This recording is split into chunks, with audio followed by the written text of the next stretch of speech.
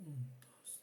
Bueno, vamos entonces a empezar la parte 2 de glucogenosis de la clase de hoy. Voy a apagar la pantalla, me avisan ustedes cuando estén viendo toda la presentación. Bueno, vamos a empezar. Eh, le doy un poco de acento a esta glucogenosis, que es la glucogenosis tipo 2, básicamente porque de todas estas glucogenosis y de muchos de los errores innatos del metabolismo y de las enfermedades huérfanas es la que tiene un tratamiento específico. Es decir, tiene terapia de reemplazo enzimático.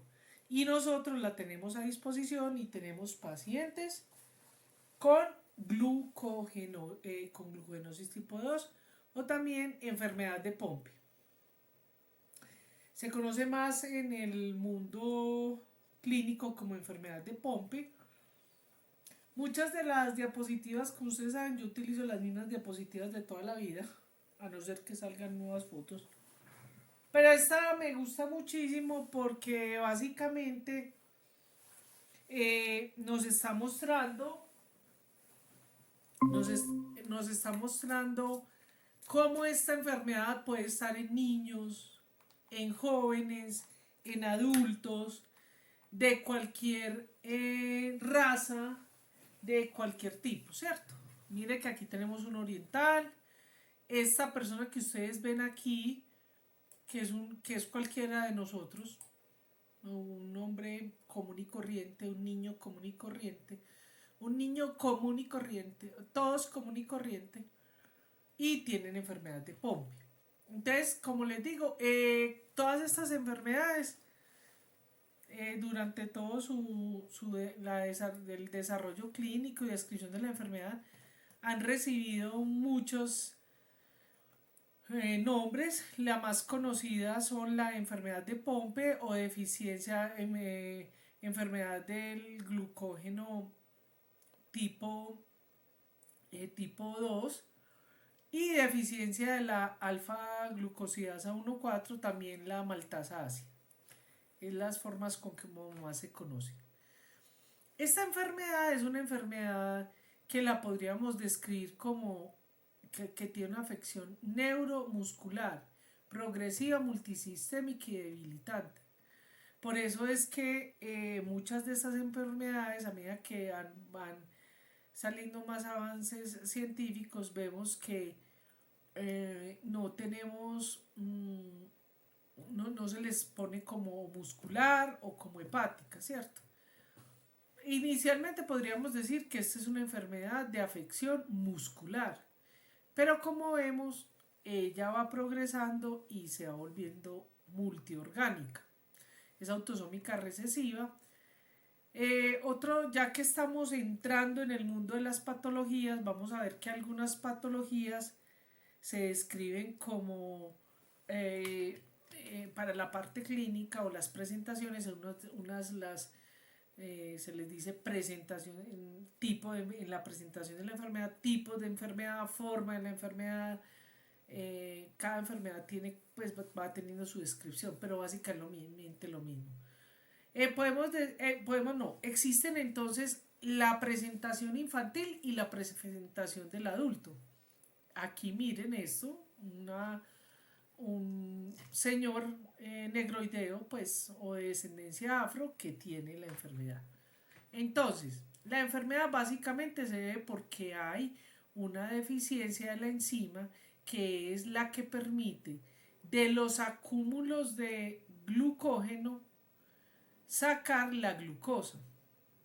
Entonces lo que va a suceder es que en los lisosomas se van a llenar y se van a llenar y llenar de glucógeno hasta que ocurre una autofagia, una lisis y daña el músculo, como lo vemos en esta ayuda, ¿cierto? Este es el músculo de todos nosotros, las células musculares. Entonces los lisosomas se empiezan a multiplicar porque para hacer su función. Entonces se lisa el lisosoma, libera ese glucógeno, ¿cierto? Cuando lo tenemos así, podríamos decir que es reversible el daño del músculo. Pero cuando ya la autofagia es muy masiva, se empiezan a dañar los músculos. Por eso es tan importante diagnosticarlo de manera temprana. Como introducción a esta presentación de la enfermedad, o sea, la infantil y la de adulto, podemos decir que generalmente si los niños que no son diagnosticados a tiempo y se les pone la terapia de reemplazo enzimático, más o menos a los 2 años se mueren. La mayoría se mueren antes de los 2 años y se mueren generalmente por infecciones respiratorias, como vamos a ver adelante. Entonces, estos niños empiezan con unas infecciones las manifestaciones primarias de la enfermedad son infecciones respiratorias frecuentes. Y parte del deceso de estos pacientes es porque ellos hacen neumonía y se broncoaspiran. ¿Por qué? Porque como el diafragma está débil, el músculo está dañado, entonces no puede hacer toda la función que hace a nivel pulmonar y por eso las bacterias, la microbiota que es propia del pulmón, la flora normal del pulmón crece y hace neumonías. Y entonces produce mucho moco y esos mocos van a hacer que puedan haber broncoaspiraciones. A largo plazo desarrollan una insuficiencia respiratoria.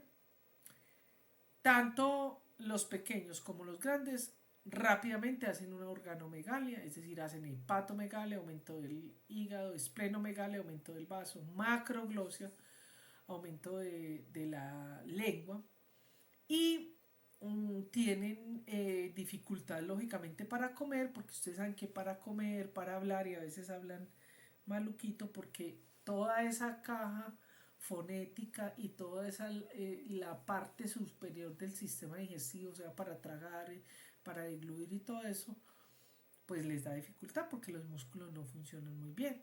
Entonces pueden tener retardo en el crecimiento.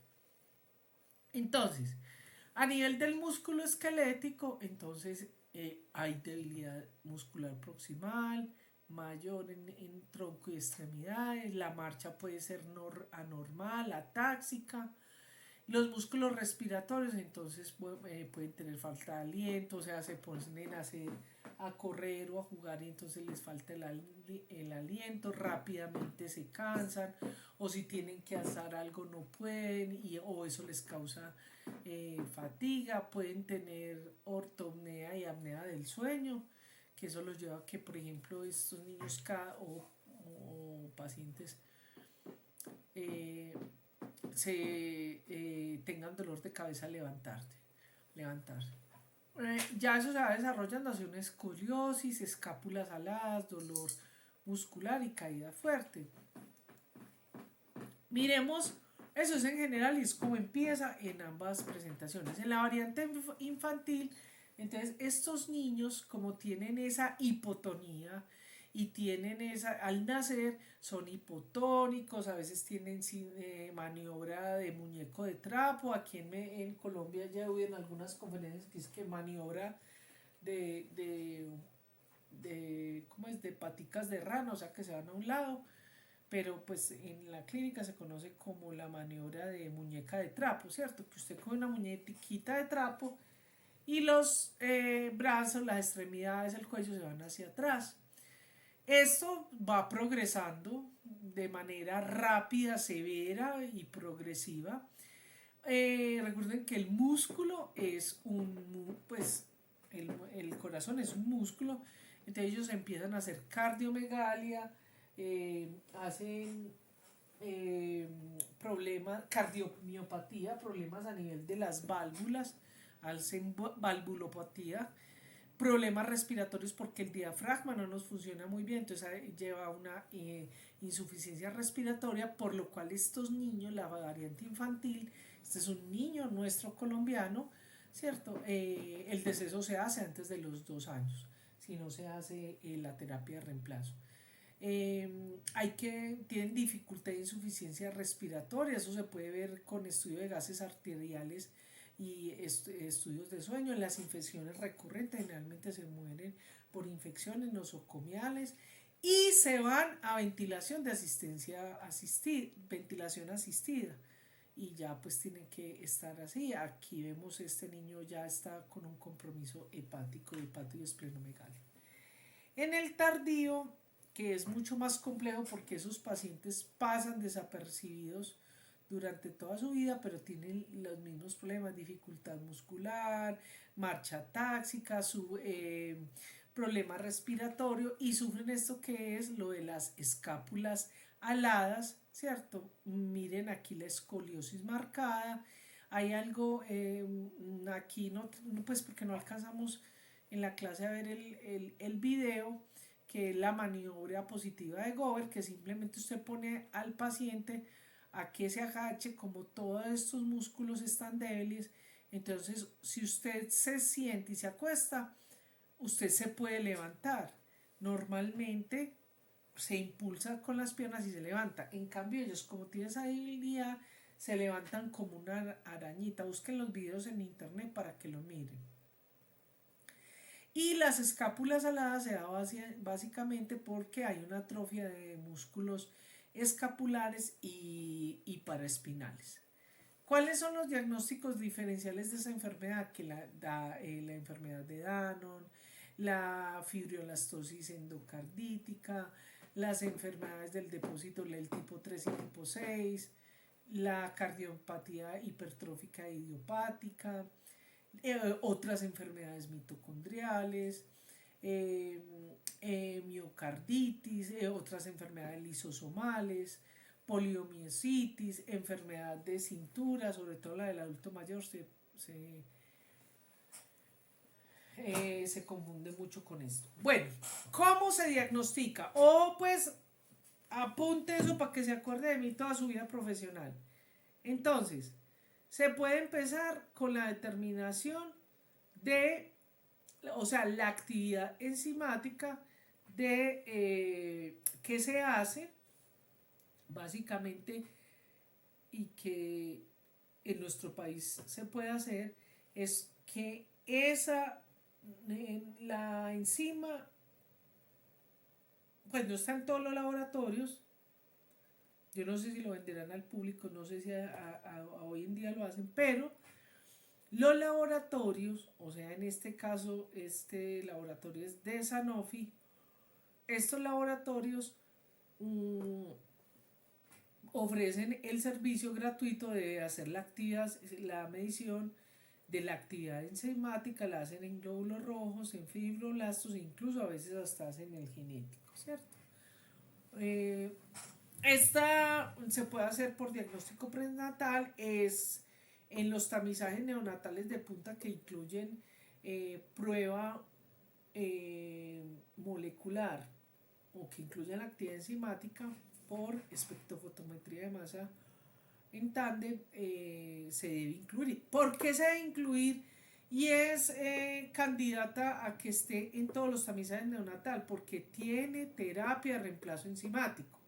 Entonces se puede dar tempranamente para que no haga las afecciones, sobre todo en las presentaciones infantiles. Bueno, hay otras pruebas que mientras esas se hacen usted puede sospechar a través las cardíacas por ecocardiograma, electrocardiograma, rayos X, resonancia magnética nuclear, etc. Las pulmonares en la función, la espirometría y el estudio del sueño son muy discientes, salen muy alterados. Por eso estos pacientes amanecen con dolor de cabeza porque la apnea es muy fuerte. Y en el laboratorio usted si está aumentada la CPK o CK, las transaminasas, pues aquí se hacen GOT y GPT, que son estas mismas, pero también se debe incluir la GGT, que es la glutamil-glutamato transferasa. Y pues los oligosacáridos sanguíneos que incluso en muchos países se hacen. Bien, ve, me faltaron ahí el tratamiento. Entonces, como les digo, el tratamiento es la terapia de reemplazo enzimático. ¿Se acuerdan que lo vimos allá en la clase de diagnóstico? Ahí está. No sé por qué me faltaban esas diapositivas. Sigamos adelante. Vamos a ver otra glucogenosis, que es la glucogenosis tipo 3. La tipo 3 también se llama la enfermedad de Cori, la desarrolló Cori. Actualmente en el medio clínico se conoce más como enfermedad de Forbes, más que de Cori. Bueno, y básicamente fue porque esta enfermedad la describió Cori, el del ciclo de Cori, y encontró que había una deficiencia en las enzimas que lisaban en la glucogenólisis. Bien, y el desarrollo, es decir, como todo el desarrollo, o sea, Cori dio la descripción clínica de la enfermedad y bioquímica, pero Forbes fue como el que hizo todo el desarrollo de toda la fisiopatología de la enfermedad. Es autosómica recesiva. Básicamente es la deficiencia de la amilo 1,6 glucosidasa o enzima de ramificante. Ahí les dejo ese dibujito para que lo recordemos. Este es el glucógeno y tenemos que ramificarlo, ¿cierto? Entonces ir sacando esas unidades que se hace con la enzima de ramificante. Ahí me devolví, perdón. Bien. Entonces, pues obviamente eso se va a acumular. La incidencia es de 1 en 100.000 a 200.000. Esta no se puede detectar en el tamizaje neonatal. Bueno, en realidad ninguna, pues porque incluso la de Pompe es porque tiene terapia de reemplazo enzimático y pues se han hecho algunas gestiones para que los tamizajes que tengan espectrofotometría en tándem o molecular que se incluya. Bueno, en esta tipo 3 entonces tenemos 4. Todas 4 se diagnostican igual, ¿cierto? Es muy difícil que usted por clínica pueda determinar si es A, B, C o D. Básicamente, la A y la C afectan hígado y músculo, y la B y la D solo el hígado, que es como la manera de hacerle la clasificación a los tipos. Entonces, básicamente estos niños sufren hipoglicemia, retraso en el desarrollo, la hepatomegalia. A nivel muscular tiene una hipotonía severa. Esta es la maniobra del muñeco de trapo, ¿cierto? Que se dan los pies y la cabeza hacia atrás o hacia adelante. Y tienen cardiomegalia, ¿cierto? Porque como el corazón no puede bombear lo suficiente, se va creciendo ese corazón. Estos niños son de talla baja, empiezan desde que están pequeñitos. Es imposible que usted pueda diagnosticar si es 1 o 3, ¿cierto? Recuerde que el criterio va a ser las manifestaciones clínicas a nivel hepático o muscular. Tienen hepatomegalia, hipoglicemia, hiperlipidemia, retraso en el crecimiento. Como se dan cuenta, todo eso lo vamos a estar repitiendo. Es decir, que en conclusión, este tipo de enfermedades usted no las puede caracterizar o decir específicamente, dar nombre y apellido, o sea, glucogenosis tipo 1, enfermedad de Forbes, enfermedad tal, simplemente con la clínica, ¿cierto? De hecho, hoy en día casi que es con el molecular. ¿Listo? Bueno. También, pues ya vimos como en las otras enfermedades, esta hepatomegalia severa, ¿cierto? va a desarrollar entonces también puede llegar a desarrollar un hepatocarcinoma porque desarrolla adenomas hepáticos. Mm, la miopatía puede llegar a ser muy severa, sobre todo en la tercera y cuarta década de vida. Hay hipertrofia ventricular y en las mujeres se ha visto una asociación entre ovario poliquístico y la glucogenosis 3, pero no está comprometida la fertilidad. Esto es un paciente que se le determinó, miren la hepatomegalia, todo es un compromiso hepático. Este pequeño le hicieron su trasplante, este es un paciente trasplantado, pero miren cómo aquí hay unas deformaciones a nivel de las extremidades. ¿Por qué? Por la atrofia muscular. Bueno, entonces aquí básicamente lo que va a ocurrir es que hay un problema en la estructura del glucógeno, las cadenas se vuelven cortas y pues no se pueden degradar. Entonces se acumulan sobre todo en el hígado y en el músculo. ¿Sí? Ya lo que acabamos de hablar, ¿cierto? Y en el laboratorio problema, porque la demostración es la estructura anormal del glucógeno que se hace a través de biopsias hepáticas o musculares y la deficiencia de la enzima de ramificante.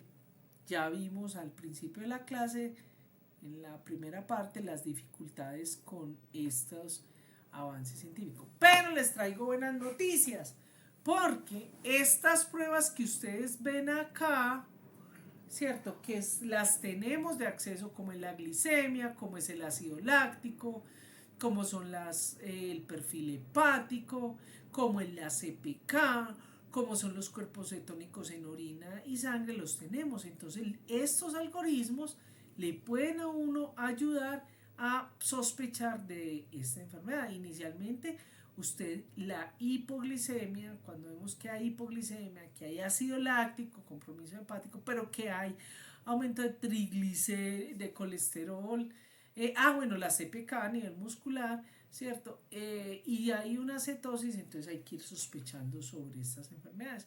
Estas son las pruebas que nosotros no tenemos a disposición: la prueba de glucosa, la prueba de glucagón postprandial y la respuesta a glucagón en ayunas. No lo tenemos, pero eso existe y ojalá que ustedes, cuando sean ministros de salud o secretarios de salud, busquen colocar este tipo de pruebas que les van a ayudar. Como ya habíamos visto, vimos que la A y la C son las de hígado y músculo, y la B y la D de hígado. El diagnóstico es bioquímico, hay que hacer determinación de la enfermedad. En conclusión, para Colombia no tenemos esto, ni biopsia ni de hígado ni de músculo. Se puede hacer determinación de la enzima en eritrocitos y sangre, tampoco lo tenemos. Entonces nos vamos a lo molecular. En la biopsia hepática, ¿qué se ve? Se ve una fibrosis, se ve glucógeno, vesículas de glucógeno y depósitos de glucógeno en el espacio de Dice.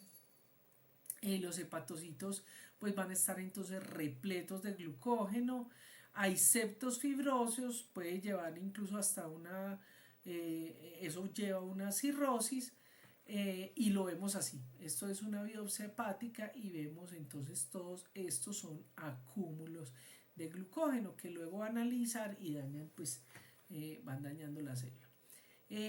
Ya les había hablado de esto. Básicamente hoy en día para Colombia está centrado hacia las pruebas de DNA, específicamente NSG, secuencia de siguiente generación. Existen unos diagnósticos diferenciales, ¿cierto? Para estas enfermedades. Los invito para que revisen esta diapositiva, porque aquí es donde podemos ver como esa diferencia que hay entre cada una de ellas y las diferentes afecciones. Bien, ¿cómo es el tratamiento? No existe tratamiento específico. Hay que hacer restricción de la ingesta de calorías, es decir, las calorías deben estar sobre todo representadas en proteínas, lógicamente monitoreando durante la vida la parte renal. Recuerden que el objetivo de las proteínas, de una dieta alta en proteína en estos pacientes, es ayudar a la gluconeogénesis. La glucosa intravenosa, pues eso pues, sería pues como en casos de urgencias, pero no se recomienda. Tienen que hacerle permanentemente mientras están en crecimiento y desarrollo. Hay que hacer un ajuste de la dieta, o sea que tiene que estar irremediablemente con un especialista de nutrición por las implicaciones hepáticas que tiene. Hay que dar suministros de vitamina D para evitar la osteoporosis y otro tipo de el raquitismo y otro tipo de enfermedades por el daño hepático. Los alimentos para cuando están en hipoglicemia, recordemos que en general podríamos decir en todos que estos pacientes son con carbohidratos de complejos, o sea, cadenas largas. Por eso hay que hacerlo con fécula de maíz o maicena o almidón de maicena. Pero tiene que ser que sea reconocido. Ojalá entre la doctora para que de pronto ahorita nos hable un poquito de eso, la experiencia que ha sido con Josecito la fécula de maíz. Tienen que hacer alimentación nocturna, ¿cierto? Y hay que estar buscando y evaluando la insulina porque ellos llevan a un hiperinsulinismo. Esta es de las glucogenosis que no tiene restricción con fructosa y galactosa. Y los trasplantes hepáticos, pues ustedes saben el problema del trasplante, entonces generalmente están asociados cuando el órgano, cuando está fibroso, ¿cierto? Entonces, ¿qué? Ya ahí son candidatos a trasplantes. O sea, en conclusión, el tratamiento está basado en la dieta. Ustedes saben que esta es una de las razones por las que me gustan estas enfermedades. Entonces, esos alimentos tienen que ser alimentos de cadena larga. Fíjense que aquí, por ejemplo, entonces están las harinas, ¿cierto? El arroz, las pastas, bueno, etc. Bueno, vámonos ahora a la enfermedad de Anderson, que es la glucogenosis tipo 4. Esta enfermedad es reconocida, pues tiene problemas, sobre todo, es decir, es de las que están como multiorgánicas, produce cirrosis, miopatía, o sea, cardiopatía, ¿cierto? Enfermedades a nivel muscular, entonces, y pueden llevar a enfermedad multisistémica. Entonces, esta es la que en el medio clínico se conoce como enfermedad de Andersen. Miren todos los sinónimos que tienen. La más conocida es la enfermedad de Andersen o la glucogenosis tipo 4. Bueno, entonces esta es también por una enzima, es también por una de las enzimas de el metabolismo del glucógeno. Esta vez es por la enzima ramificante. Básicamente lo que va a llevar a esta deficiencia es que hay un almacenamiento anormal del glucógeno, es decir, se forma la glucosa en grandes cadenas, o sea, como la amilopeptina que está presente, por ejemplo, en las alas de los moscos, de los insectos, que son lo que se llaman los poliglucosanos. Bueno, entonces eso va a llevar a que haya un deterioro de la función hepática y muscular. es autosómica recesiva, está codificada en un gen que está ubicado en el cromosoma 3 y se han encontrado unas 40 mutaciones o variantes genéticas de esta enfermedad. Entonces, es muy heterogéneo el cuadro clínico. Como les digo, ya incluso está reconocida como una enfermedad multiorgánica. Lógicamente la expresión y la afección sean o como órganos blancos de las manifestaciones son el hígado y el músculo, pero incluso afecta es todo el sistema neuromuscular, por eso se vuelve multiorgánica. ¿Qué formas tenemos? Tenemos la forma clásica. Los niños nacen muy bien, pero rápidamente desarrollan hepatopatía, hipotonía, retraso en el desarrollo en los primeros meses de vida. Luego esto se va muy rápidamente, que es como la diferencia en la parte infantil, aunque no en estas presentaciones no está como en Pompe, que es presentación infantil y presentación del adulto, pero la clásica se presenta es sobre todo en los niños. Rápidamente se van a cirrosis, asitis, que es acumulación de líquido, y realmente la mayoría de estos pacientes tienen el deceso en la primera infancia, o sea, en los primeros años de vida. Y en algunos casos se ha presentado en niños pues esta forma clásica que va haciendo una progresión. Entonces igualmente desarrollan todas esas manifestaciones neuromusculares, que incluso recuerden que no todas las enfermedades, pero esta es una de ellas, la forma clásica, se manifiesta desde la etapa fetal. Bueno, la grave entonces, esa es la clásica. La grave entonces comienza antes de nacer, o sea, desde la fase intrauterina. Y lo que es lo que nota y debe notar para ustedes los que vayan a ser ginecólogos. Entonces hay disminución o ausencia de movimientos fetales, artrogriposis, pulmones hipoplásicos, y muchas veces hay una muerte perinatal.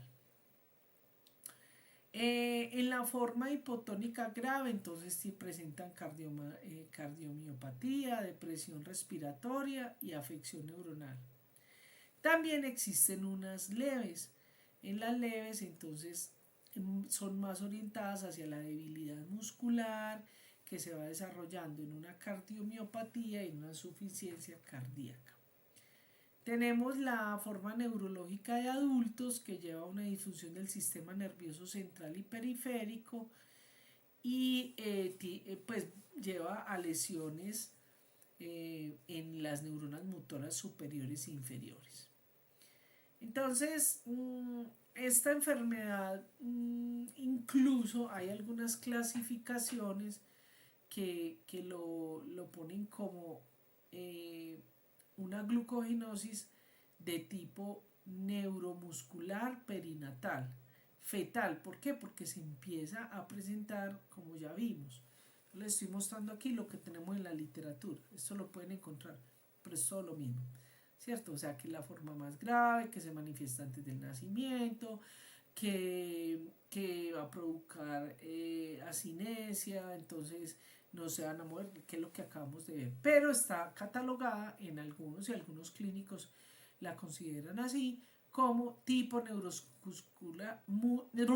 neuromuscular perinatal fetal. Recuerden que habíamos visto una que era la forma clásica, la forma de adultos. Este es otro tipo, ¿cierto? Ya eso pues lo habíamos visto. Tenemos otra que es la tipo muscular congénito, donde tienen igualmente, esa no se ve al nacer, se desarrolla al comienzo de la infancia, en donde van haciendo una hipotonía que va siendo progresiva y cada vez más grave, y pues se convierte en fatal.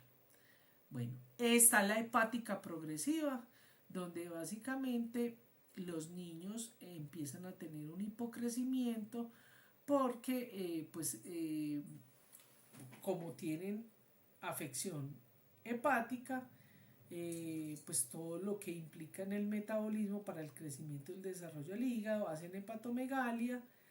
Se puede convertir, o también hay otra que es la tipo hepático progresivo, que es la que se da sobre todo, o sea que se presenta desde niño, o sea porque ya el niño más grande, casi adulto, empieza a desarrollarlo, por eso se llama hepático progresivo, y va a desarrollar una cirrosis, ¿cierto?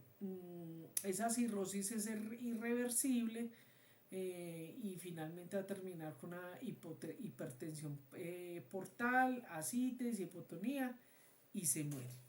Los que la tipo progresivo hepático, cuando se manifiesta en los niños, generalmente se muere.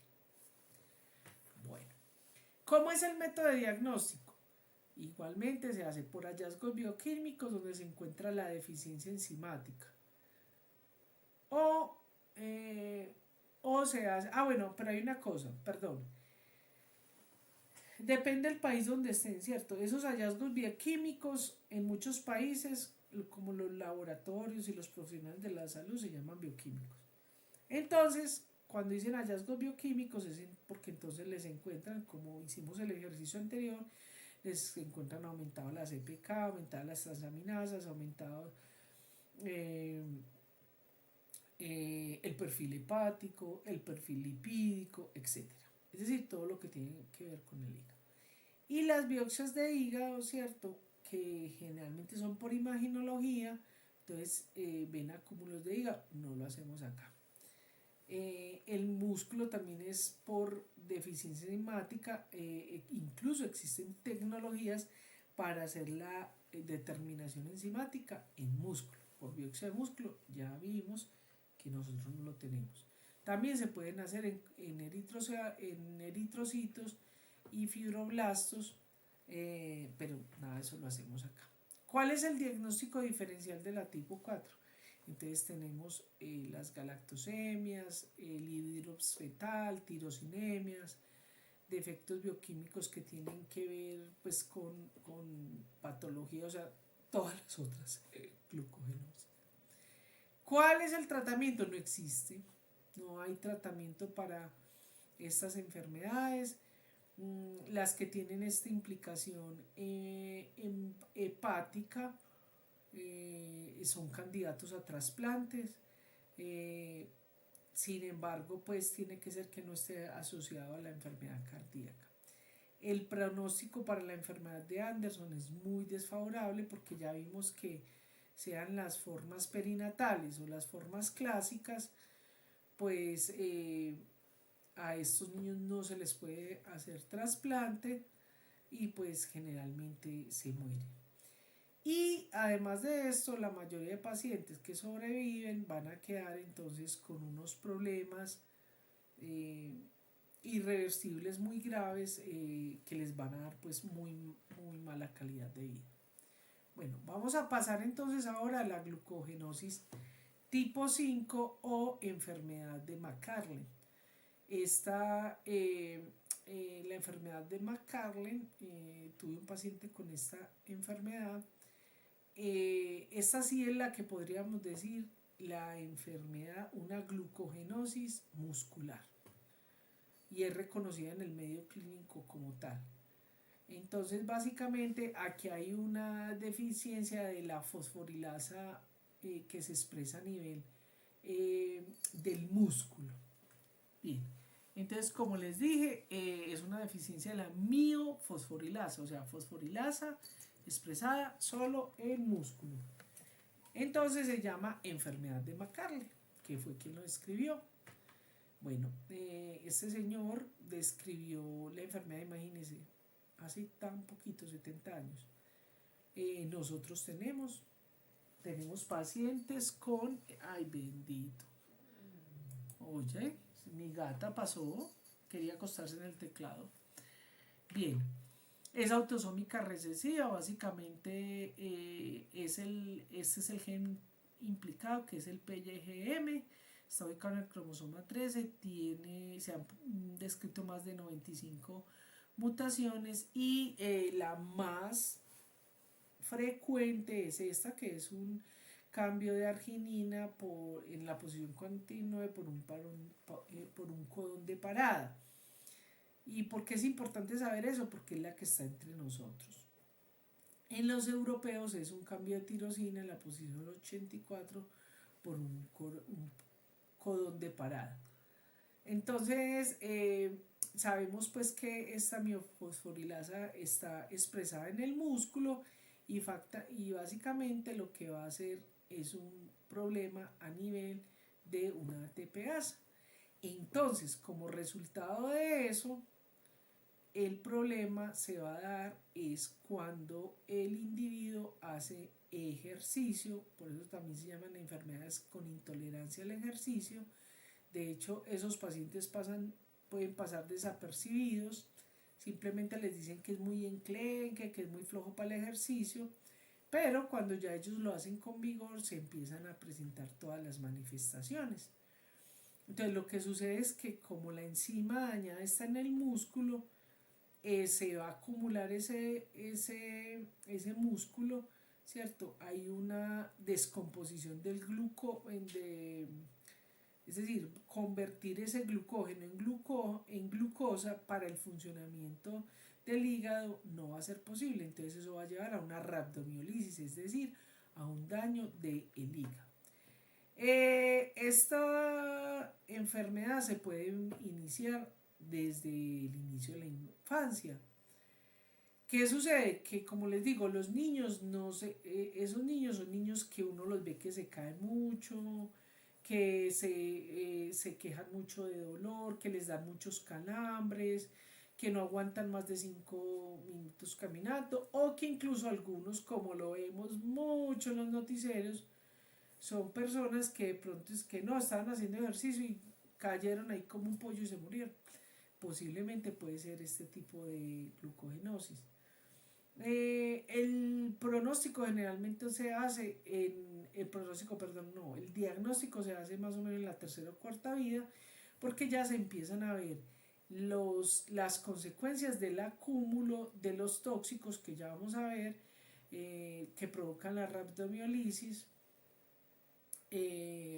o sea, como el ácido úrico, y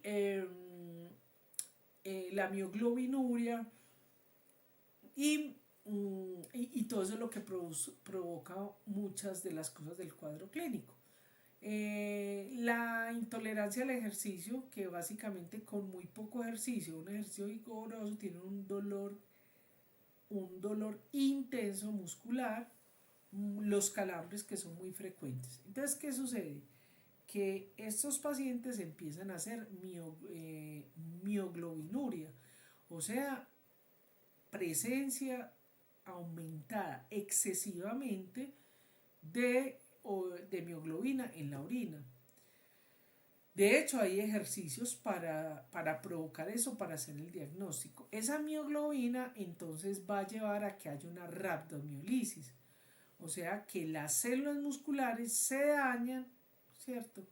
Y entonces, pues todos esos residuos se llevan al torrente sanguíneo. Entonces, fíjese que esa rhabdomiolisis, ese aumento de mioglobina, puede llevar a otras consecuencias como los riñones.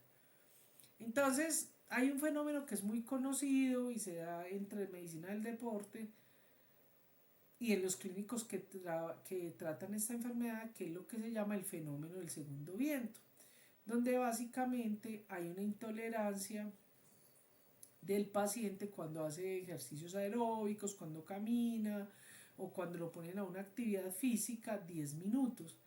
Entonces lo que va a hacer es que la persona fatiga como si se fatiga como si hiciera una maratón y se le hace la medición de los paraclínicos.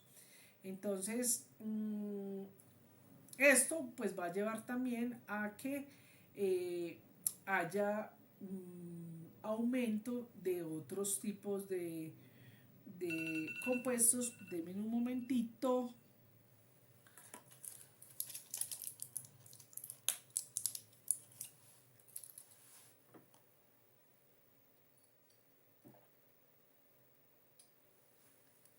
Bueno, ¿qué estaba diciendo yo? Bueno,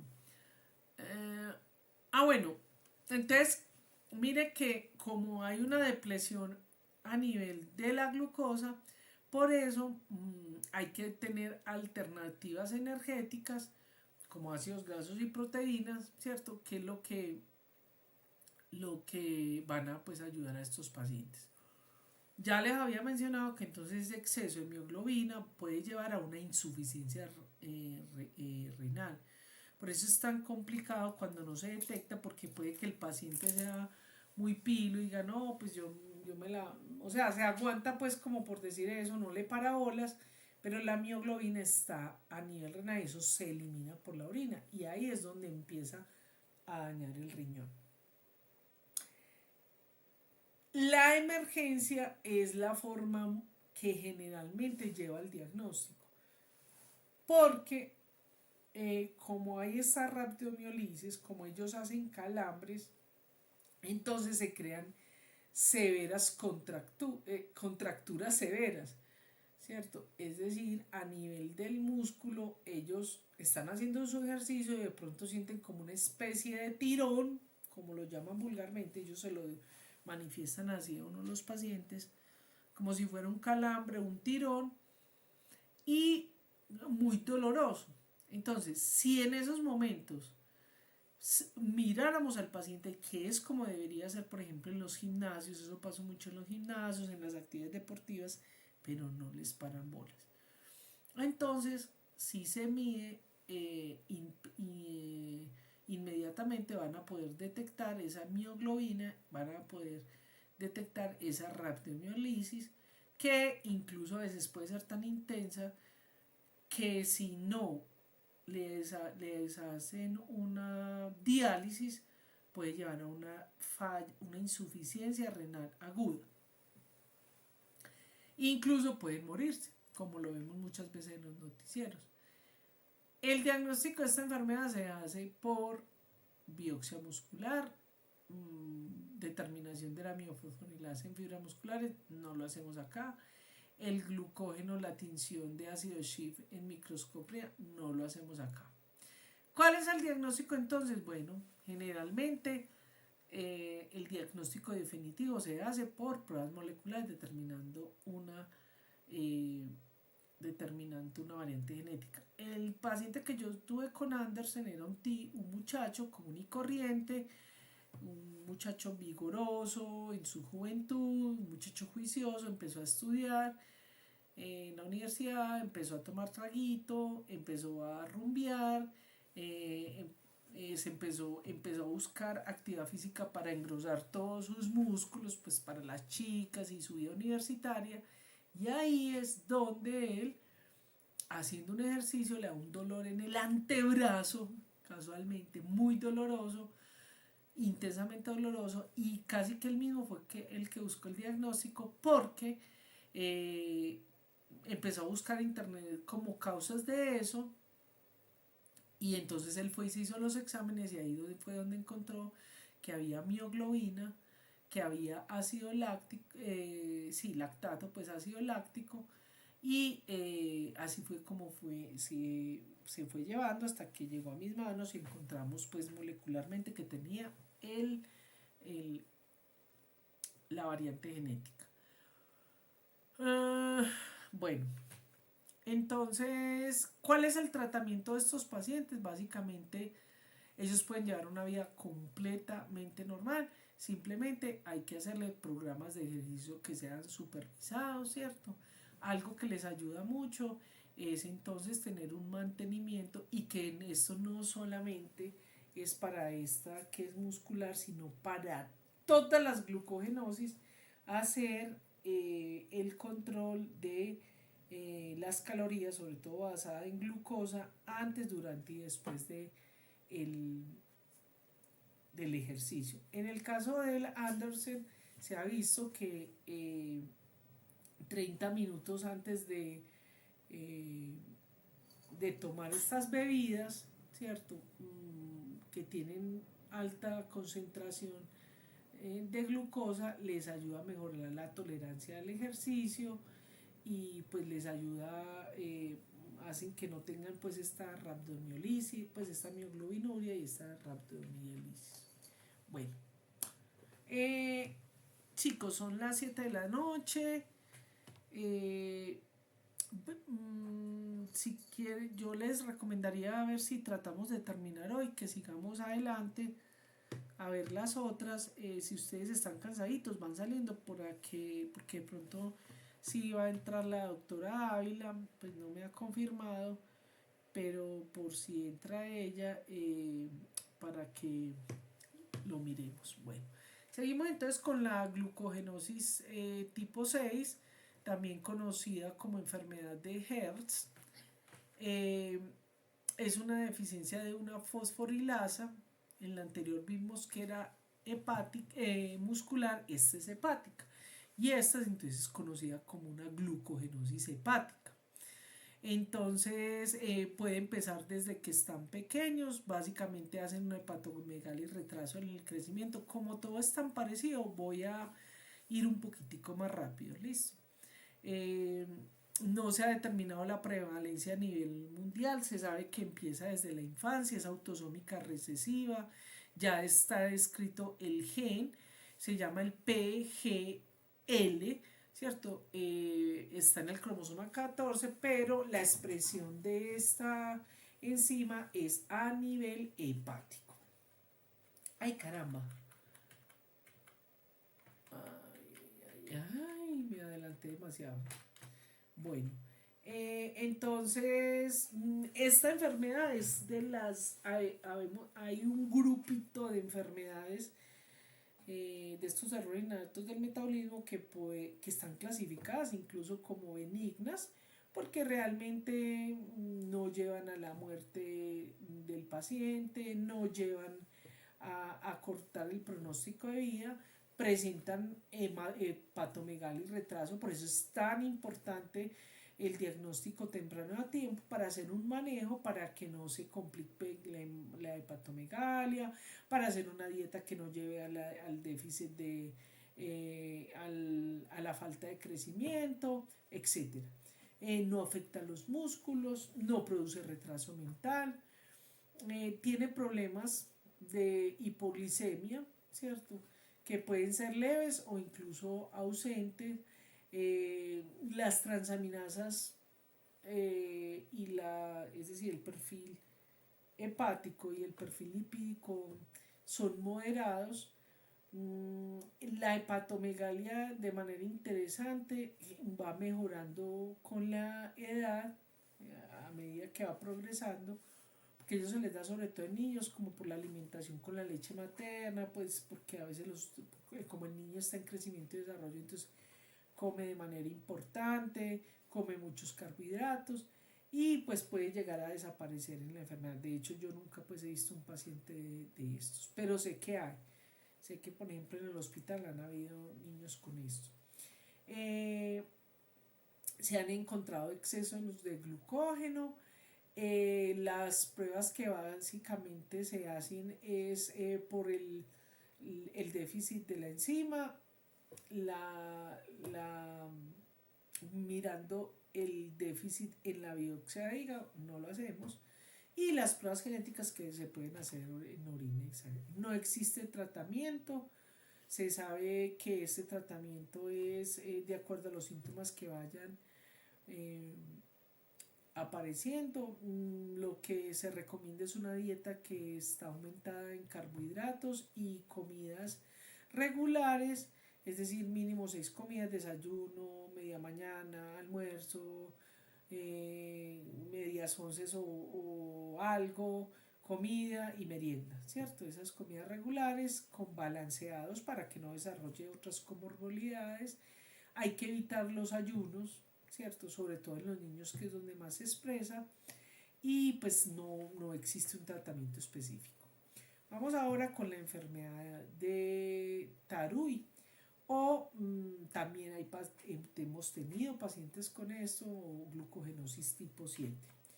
Entonces, esta enfermedad también es una de las que se conoce como enfermedad muscular, es también enfermedad con intolerancia al ejercicio. Se puede presentar desde la infancia. Es autosómica recesiva, ya está reconocido el gen que es el PFM-KM, que está en el cromosoma 12. Tenemos entonces que hay una deficiencia de la enzima fosfofructoquinasa. Y resulta que pues esta enzima existe en el metabolismo, pero esta variante genética es de expresión, es una isoenzima, o sea, una variante de la enzima que se expresa a nivel muscular. Entonces, lo que está haciendo esto es que cuando se necesita hacer una glucólisis anaeróbica, ¿cierto? Pues va a haber un problema, pues se van a presentar los hallazgos clínicos. Entonces, ¿qué es lo que cuál es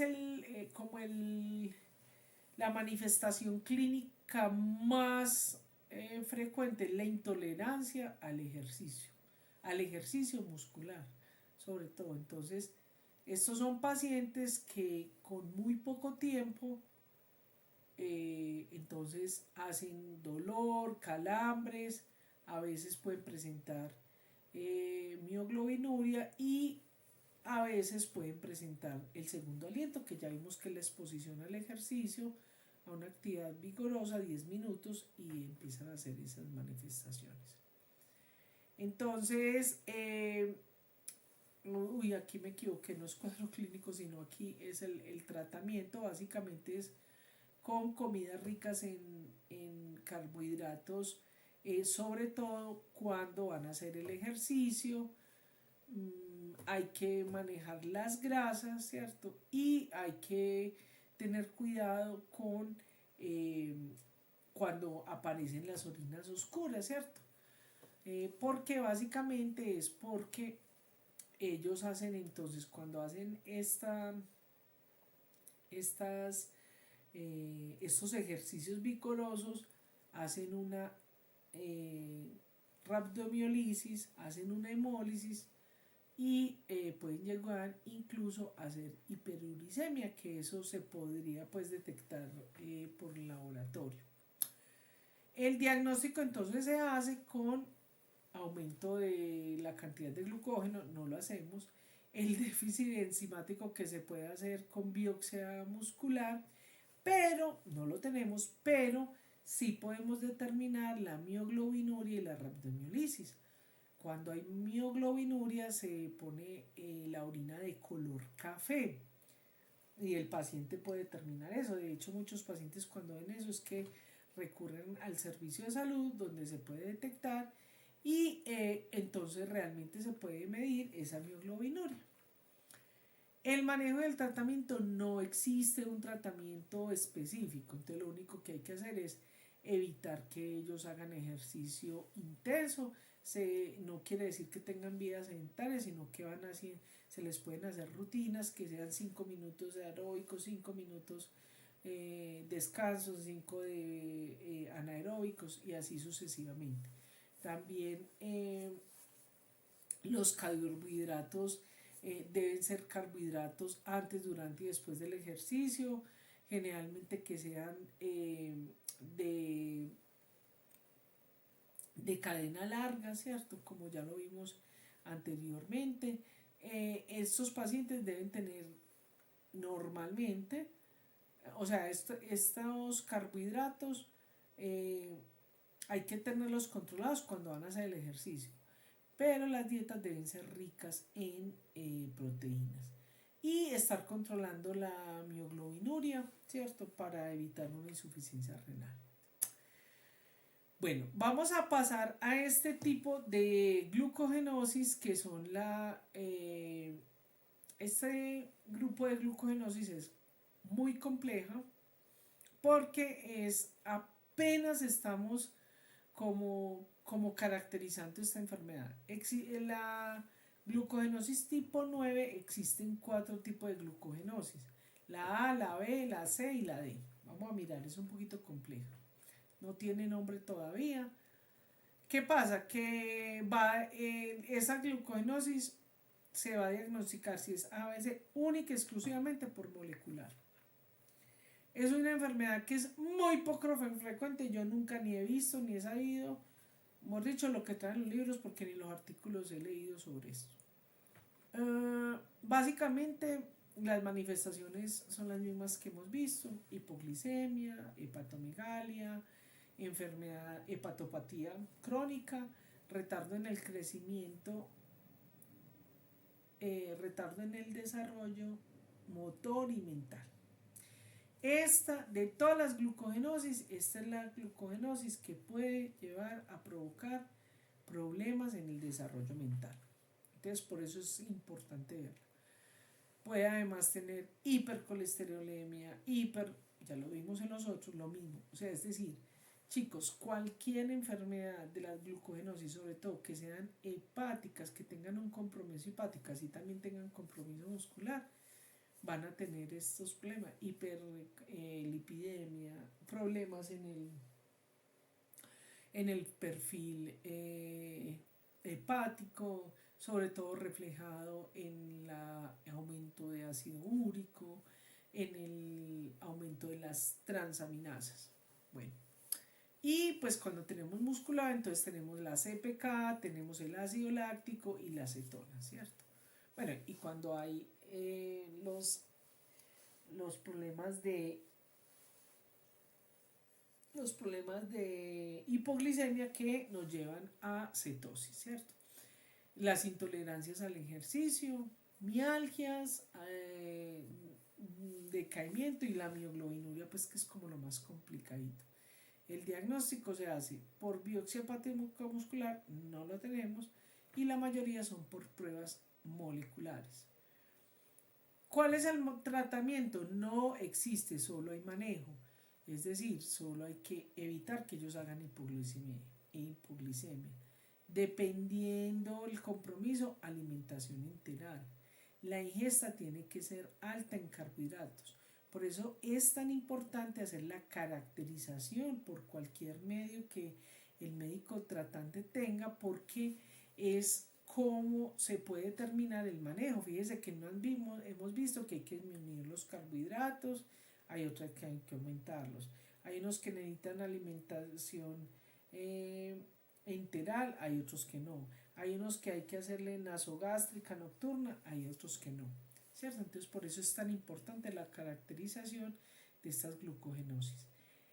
El almidón crudo, o sea, la fécula de maíz o la maicena, marca maicena, que es la única que tiene la fécula de maíz, y estos necesitan alimentación nasogástrica. Bueno, vamos a pasar ahora, voy a pegarle la llamadita a ver a la doctora, a ver si nos contesta. Ella estaba con una cita. Bueno.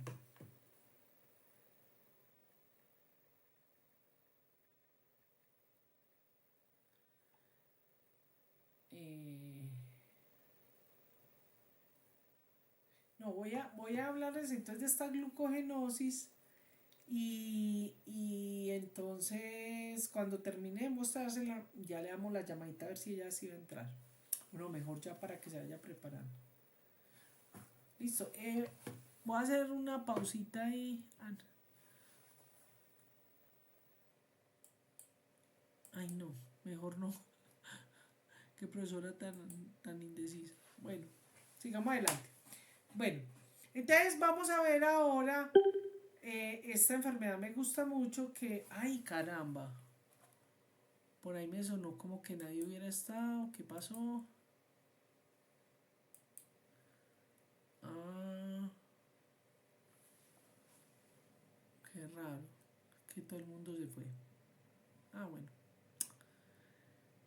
Sí, sigo la clase.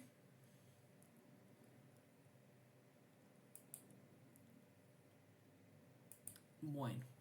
Entonces tenemos la glucogenosis tipo 11. Esta, pues yo hablo mucho de esta enfermedad porque Esta enfermedad es de las pocas que tiene que ver con los transportadores, no es con una enzima. En este caso es un transportador de un GLUT, un transportador de glucosa que se expresa sobre todo a nivel hepático y a nivel renal. Es conocida sobre todo como el síndrome de Fanconi-Bickel. Bien, entonces el síndrome de Fanconi-Bickel, básicamente la enfermedad es un problema de almacenamiento del glucógeno y es muy poco frecuente, solamente hay 143 casos en el mundo reportados hasta la fecha. Pero ojo chicos, en Colombia hay 3 y tenemos 2 en Antioquia y 2 son de Río Negro. Eso es un punto y una información muy importante porque algo está pasando en estas poblaciones, ¿cierto? Que hay que determinar. Entonces, como ustedes saben, los GLUT son los transportadores de glucosa, ¿cierto? Que van a hacer que pase la glucosa. Es una enfermedad autosómica recesiva, o sea, se hereda gen del papá, se hereda gen de la mamá para que se exprese la enfermedad. Entonces, lo que va a suceder en esta glucogenosis es que el acúmulo se va a dar sobre todo a nivel hepático y a nivel renal. Entonces eso va a llevar a una disfunción tubular renal grave. Eso también lo ven mucho los que están estudiando pediatría, los que estudian nefrología, porque eso lleva a una disfunción tubular o enfermedad renal tubular grave. Y básicamente ahí se va a afectar y que es importante para saber el manejo de la enfermedad, que es el metabolismo de glucosa y de galactosa. Esto que dice acá, y lo traje a colación porque lo traigo de manera importante porque es lo que aparece en algunos libros, pero realmente yo hice la revisión de literatura y hasta el momento solo tenemos 143 casos confirmados. Bueno, claro que hay que decirlo, que los 3 niños de aquí de Colombia no están en esa literatura. Entonces dirían 146. Bueno, y aquí les presento a nuestro querido llamado Josecito, un niño de Río Negro. Miren cuándo nació. Estas fotos fueron administradas por su madre, la doctora María del Pilar Dávila. Este es Josecito, fue un niño que nació completamente normal y cuando fue creciendo empezó, voy a hacer unos zoom, a ver aquí cómo hago el zoom, él aquí, entonces, ay, no me está dejando hacer, a ver,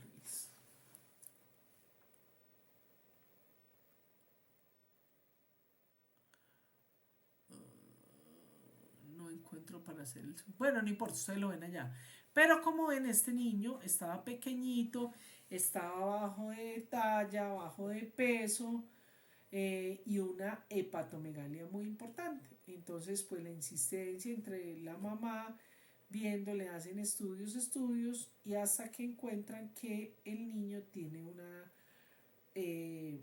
una enfermedad y pues que está relacionada con el hígado, le hacen la prueba molecular y encuentran que es un Fanconi-Bickel, sospechado por el doctor Vaquero, a quien le quiero dar mis reconocimientos, pero a quien más reconocimiento quiero darles a esta familia nuclear, padre y madre e hijo que se han volcado a hacer cosas que este niño, cuando lo detectaron y lo caracterizaron, muchas veces estos niños se quedan pequeñitos, generalmente hacen afecciones, entonces quedan sometidos a sillas de rueda, un poquito de problemas cognitivos, pero Josecito está súper bien, ¿cierto? Miren a Josecito, presento esta soy yo. Cuando el día que conocí a Josecito, esta fue una florecita que él me dio, pero yo las muestro es para que miren la pancita, su barriguita muy aumentada. ¿Por qué muestro estas 3 fotos? Porque este niño está súper bien cognitivamente, es muy inteligente, esto que está haciendo, estas son fotos que yo le dije a la mamá que me las enviara, porque este niño con la enfermedad que tiene a esta edad ya no podría hacer eso. Y eso lo lograron porque su papá creó un club deportivo y este niño intuitivamente, sin saber, le han hecho una serie de ejercicios, ni siquiera lo sabían, y el niño ha hecho un crecimiento y desarrollo espectacular. De hecho, los médicos le decían que él no iba a poder hacer ejercicio, que él no podía hacer eso que estamos viendo como es en un columpio o saltando. Él mismo es el que pide las frutas y las verduras, él se niega y dice no, no puedo comer esto, ellos no pueden comer dulce, azúcar. Entonces, me gusta mucho este caso, chicos, porque desafortunadamente pues la mamita no va como a poder entrar, pero yo quería el testimonio de ella porque realmente Josecito está muy bien, es por todas las actividades y los esfuerzos, claro que su mamá es médica y es especialista en auditoría médica, pero igualmente es el amor, el cariño y la búsqueda. Ellos incluso hicieron una asociación de Río Negro para enfermedades huérfanas, la que han llevado el bienestar del niño y que es como lo que yo quiero dejar con este curso, con mis conferencias, con todo lo que hago, porque estos niños, si los diagnostican a tiempo, si les hacen el control de alimentación, la actividad física, estos niños pueden llegar a ser diferentes, ¿cierto? Eh, bueno, no sé por qué no me está pasando, pero uy, como que se me vino el compu, ¿qué pasó? Bueno, bueno, ¿qué quiero rescatar de esta, de este caso? Mire, este caso entonces lo determinó, la sospecha la hizo el doctor Richard Vaquero, ¿cierto? ¿Qué encontró él? Él encontró acidosis, adelgazamiento cortical, anomalía de densidad mineral ósea, porque ellos sufren raquitismo, capacidad retrasada para caminar, composición anormal de heces. El niño se mantenía hasta hace muy poquito, a toda hora con diarrea, conducta alimenticia normal, deficiencia de vitamina D, desmineralización ósea, disfunción renal tubular, distensión abdominal, ductos arterial permeable, el ecocardiograma normal, fosfatasas ácidas severas, fosfatasa alcalina elevada, glucosuria, hiperfosfoluturia, fosfaturia, hipofosfatemia, intolerancia alimentaria, poliuria, proteinuria, raquitismo, retardo global del desarrollo, retraso del desarrollo neurológico, o sea, él se demoró mucho para hablar, retraso en el lenguaje, él todavía, por ejemplo, él me dice a mí totora Natalia, ¿cierto? Retraso en la comunicación, retraso en el desarrollo de motricidad gruesa, en erupción de los dientes, eclosión se dice, retraso de motor, síndrome de Fanconi renal, taja vaya, trombocitosis. Entonces él sospecha esto, manda a hacer el examen y miren lo que sale, que es lo que quiero dejar en esta clase. Afortunadamente el doctor Richard Vaquero, afortunadamente no tiene ese determinismo genético que estamos teniendo en muchos de nuestros clínicos y de nuestros genetistas, porque ¿qué dice? Se identificó una variante de significado incierto en homocigosis del gen SLC2A2, que es el gen que tiene que ver con el GLUT2. De significado incierto. Entonces, ¿qué pasa? Muchos clínicos dicen, no, pues tiene toda la clínica, pero no tiene, como es de significado incierto, o sea, Bush, entonces dicen que no, que no tiene la enfermedad. No, muchachos, si su paciente tiene la clínica, si no tenga, o sea, una variante de significado incierto, hay que creer a la clínica del paciente y trate el paciente como tal. El diagnóstico genético del síndrome Fanconi-Bickel, herencia autosómica, es posible. Cetogen es buenísimo, es un laboratorio alemán. Pero aquí, si dice ese significado incierto, no lo hace. Y él claramente, y la tienen homocigosis, de hecho caracterizaron a padre y madre y también la tenían, ¿cierto? Entonces, por eso me gusta presentar este caso. Bueno, pero además de eso, ¿cierto? Le buscan, pues hacen como se debe hacer, el estudio familiar a su hermano. ¿Cómo encontramos al hermano? El hermano también heredó el gen, pero en estado heterocigoto. Es decir, de la mamá heredó el gen defectuoso y del padre el gen bueno. Entonces está en estado heterocigoto. Aquí lo vemos. Entonces, variante de significado incierto. ¿Cierto? Es lo que dicen. No dicen nada más. Bueno. Entonces, como vimos, la fisiopatología es el problema con la miofosforilasa. A ver cómo se da frecuentemente en estos niños. Entonces se da los primeros meses de vida. Josecito sufrió todo esto: fallo de medro, poliuria. Vieron que lo leímos ahorita en la descripción clínica que hizo el doctor Vaquero: acidosis metabólica, hipopotasemia, hipoglicemia en ayunas, hipoglicemia postprandial, acidosis metabólica que incluye hipopotesemia, hipofosfatemia, raquitismo, ¿cierto? Y pues eso lleva a un retraso en el crecimiento. Tienen una hepatosplenomegalia, pero sí tenía sobre todo una hepatomegalia, que lleva pues a ese abdomen protuberante. La osteoporosis, que por eso es muy importante tenerlo muy controlado, y pues para evitar fracturas y ese tipo de problemas. Obviamente este es Josecito, ¿cierto? Entonces, chicos, si vemos un chico con talla baja, esto lo hizo la madre, este es Josecito. Miren esta hermosura. Él sí tiene patomegalia, pero ya no está tan protuberante, gracias a los cuidados de entre médicos tratantes y padres. Este niño que nació porque la vida lo votó extremadamente inteligente, entonces él mismo se cuida. A veces le dan algo y le dicen: no, yo no puedo comer eso. Hicieron una fiesta en el colegio o lo invitaron a un cumpleaños: no, yo no puedo comer eso. Eso se llama inteligencia. Pero ¿por qué esa inteligencia? Gracias a los padres que desde pequeño lo permearon, y él ya sabe que si come un alimento le va a caer mal, se va a descompensar, se va a poner, porque le da unas hipoglicemias muy maluquitas, pues con unas manifestaciones muy fuertes. Entonces, hipercolesterolemia, hipomegalia, nefrocalcinosis, proteinuria, raquitismo, infecciones diarreicas frecuentes, y todas esas características nos tienen que sospechar, y este es Josecito que se los presento y que gracias a Dios lo tenemos hoy también.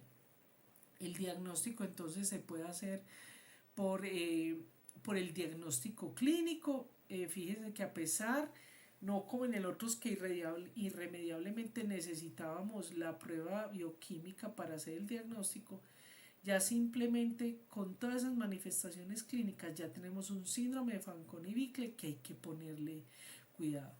Lógicamente los hallazgos radiológicos como el raquitismo son fundamentales, y las pruebas de laboratorio: glucosuria, proteinuria, fosfaturia, hipofosfatemia, aminoaciduria, hiporuricemia. Ya eso le está dando a uno suficientemente elementos para diagnosticar. Bueno, hay algunos tamizajes neonatal que lo incluyen, no muchos en muchos países. En los ayunos hacen hipoglicemia. Josecito claramente no puede tener hipoglicemia, ha tenido cetonuria, tiene los lípidos elevadísimos, él está tomando estatinas, actualmente le están poniendo unos medicamentos que lo están ayudando muchísimo para manejar todas estas comorbilidades. La actividad de la biotinidasa, pues en algunos países se utiliza como biomarcador. A Josito no le han hecho ni biopsia hepática. Bueno, ya no me acuerdo muy bien si le alcanzaron a hacer las biopsias hepáticas. no lo recuerdo bien, pero sabemos el problema, lo que es relacionado para el glucógeno. Y bueno, la confirmación por el molecular. El diagnóstico de diferencial básicamente se hace con las enfermedades del almacenamiento de glucógeno tipo 1. Se podría hacer prenatalmente por biopsia de, de líquido amniótico y de vellosidad coriónica. Hay que hacer consejería genética, como ya lo vimos, le hicieron al padre, a la madre, ambos lo tenían. Matías, el hermano, en este caso, ¿cierto? Su papá no es, o sea, es diferente del de la mamá, de Josecito, pero él heredó el gen de la mamá, ¿cierto? Por eso es heterocigoto. No hay un tratamiento específico, no, se va tratando todo lo que le va apareciendo al niño, o sea, él se le tiene que dar su fécula, se le tiene que dar para los iones que están, los electrolitos que se le bajan, hay que estarle dando su fosfato, bueno, hay que darle sus fórmulas magistrales para complementar eso, sus electrolitos, la suplementación de vitamina D, que es fundamental para evitar el raquitismo.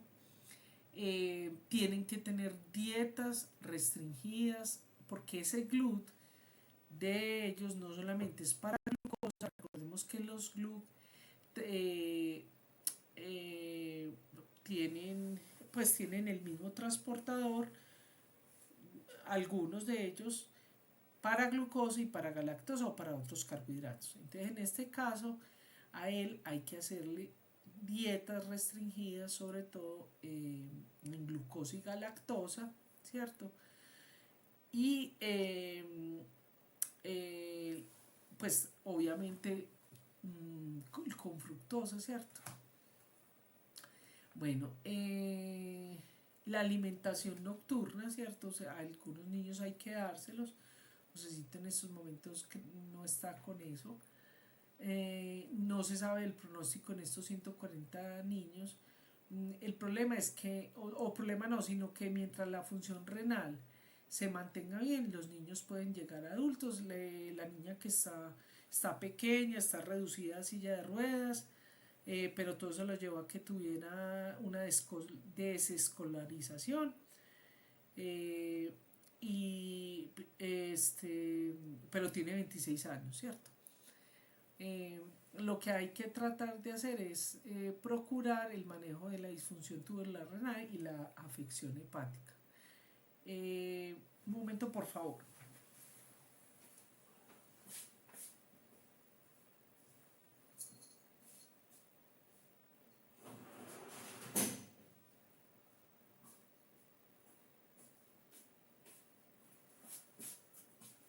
Bien, en Colombia existe una fundación que es Flugocol, que es para una fundación para pacientes con glucogenosis hepática. Y bueno, este es como el resumen de las glucogenosis que tenemos. Ya sabemos que en la actualidad está hasta la 15. Un momentico, yo miro. Bueno, la doctora como que no nos pudo entrar. Bueno, queridos, aquí está, por ejemplo, las guías del consumo de carbohidratos. Esto es para los diferentes alimentos que, siendo rigurosos, es como se debía empezar. A estos chicos hay que hacerles toda su dieta, que es lo que va a garantizar que no tengan las complicaciones, sobre todo los que tienen compromiso hepático. Se los dejo ahí simplemente para que los vean. Y pues ustedes saben que yo, pues por los libros y artículos que tengo, Entonces eso les queda ahí a ustedes para que todo lo que necesiten. Bueno, aquí como muchas veces, y les dejo esto, es porque generalmente no hay, las nutricionistas no son formadas, como iguales ustedes como médicos no son formadas para esto. eh, Hay como una especie de pasos para calcular las calorías y los alimentos que ellos tienen que tomar. Recuerden que estas enfermedades no se tratan solos, es un grupo multidisciplinario. Entonces hay que trabajar de la mano con el nutricionista, con la especialidad de la enfermedad en cuestión, con el laboratorio que nos vaya diciendo cómo va funcionando, con los papás y con el paciente. Bueno, aquí está entonces como el resumen de lo que acabamos de ver y bueno, hemos terminado la clase. Chao gente. Eh,